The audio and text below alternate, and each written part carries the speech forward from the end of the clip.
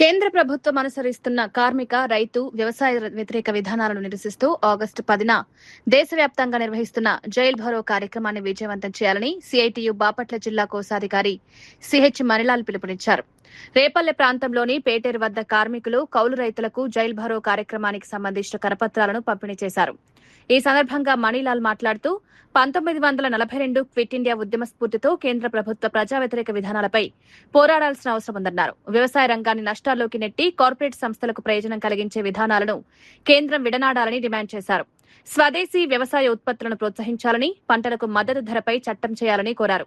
కార్మిక రంగము, రైతాంగము, వ్యవసాయ కూలీలు ఆగస్టు 10 క్విట్ ఇండియా ఉద్యమ నేపథ్యంలో జైలు భరో కార్యక్రమం నిర్వహించడం జరుగుతుంది. దీని ప్రధానమైన డిమాండ్లు కార్మికులందరూ కనీసం 26,000 ఉండాలని, అట్లానే కార్మికులకు ఉన్నటువంటి చట్టాలన్నింటినీ కూడా రద్దు చేసి దేశంలో కార్మిక వర్గాన్ని అణిచిపెట్టడం కోసం 4 లేబర్ కోడ్లని కేంద్ర ప్రభుత్వం తీసుకొచ్చింది. ఈ లేబర్ కోడ్లు రద్దు చేయాలని, అట్లానే ఈరోజు భారతదేశ వ్యవసాయ రంగంలో వ్యవసాయం చేస్తున్న రైతాంగం ఎవరైతున్నారో వీళ్ళు తీవ్రమైనటువంటి కష్టాల్లో ఉన్నారు. ఇప్పటికే భారతదేశ వ్యాప్త వ్యవసాయ రంగం మీద ఇతర దేశాలు, అమెరికా లాంటి దేశాల యొక్క పెత్తందారితనం వస్తున్న నేపథ్యంలో మన వాణిజ్యానికి సంబంధించి కానీ, మనం వాడేటువంటి ఎరువులు కానీ వీటన్నిటి మీద విదేశీయానికి సంబంధించినటువంటి వృత్తులు వస్తున్న నేపథ్యంలో భారతదేశ వ్యవసాయ రంగం దెబ్బతింటా ఉంది.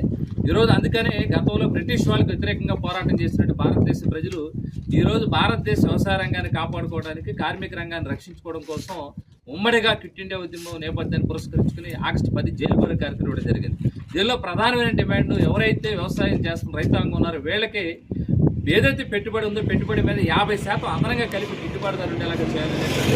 అట్లానే ఈరోజు ఈ దేశంలో ఉన్నటువంటి కూలీలు, కోట్లాది మంది వ్యవసాయ కూలీలు ఎవరుతున్నారో వీళ్ళకి ఉపాధి కల్పించే దానికోసం ఉపాధి హామీ పథకం గతం నుంచి అమలవుతూ ఉంది. దీన్ని ఈరోజు మహాత్మా గాంధీ ఉపాధి పథకాన్ని విబిజీరామ్ పేరుతో పథకం పేరు మార్చారు. 120 రోజులు అన్నారు.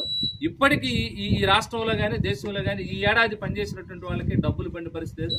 రాబోయే కాలంలో ఈ ఉపాధి హామీ పథకం పేరుకే ఉండింది. అందుకని ఉపాధి హామీ పథకానికి నిధులు కేటాయింపులు ఉండాలి. 600 రూపాయలు రోజు కూలి ఇవ్వాలి ఉపాధి హామీ పథకానికి.